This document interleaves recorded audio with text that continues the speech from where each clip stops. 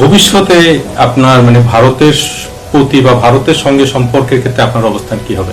দেখুন, আপনি যেটা বললেন যে বিএনপির সাথে তাদের একটা দূরত্ব আছে, অবশ্যই আমরা যদি দেখি যে এমন কোন চুক্তি হচ্ছে যেটা বাংলাদেশের মানুষের স্বার্থের পরিপন্থী, বাংলাদেশের স্বার্থের পরিপন্থী, বাংলাদেশের মানুষের স্বার্থের সাথে সেটা যাচ্ছে না, দেশের স্বার্থের সাথে যে যাচ্ছে, সেটা যে কোনো দেশের সাথেই হোক না কেন, তাদের সাথে তো স্বাভাবিকভাবে দূরত্ব হবে। কারণ আমি তো প্রতিনিধিত্ব করি আমার দেশের মানুষকে, আমার দেশকে প্রতিনিধিত্ব করি। কাজে যে কোনো দুই দেশের মধ্যে যদি কোনো চুক্তি হয় যেটা আমার দেশের স্বার্থের সাথে যাবে না, সেক্ষেত্রে যে কারোর সাথেই আমাদের এরকম হতে পারে দূরত্ব। কাজে আমাদের কাছে সবচেয়ে প্রায়োরিটি হচ্ছে আমাদের দেশের এবং দেশের মানুষের স্বার্থ যেখানে আছে, যেখানে স্বার্থটা আমার দেশের স্বার্থটা আমার কাছে প্রায়োরিটি, দেশের মানুষের স্বার্থটা প্রায়োরিটি। আমরা সেই দৃষ্টিকোণ থেকেই কারোর সাথে সম্পর্ক কেমন হবে সেটা নির্ভর করবে। আমার দেশের স্বার্থ যেখানে বজায় থাকবে, দেশের মানুষের স্বার্থ যেখানে বজায় থাকবে, আমাদের সাথে তাদের সম্পর্ক ভালো হবে।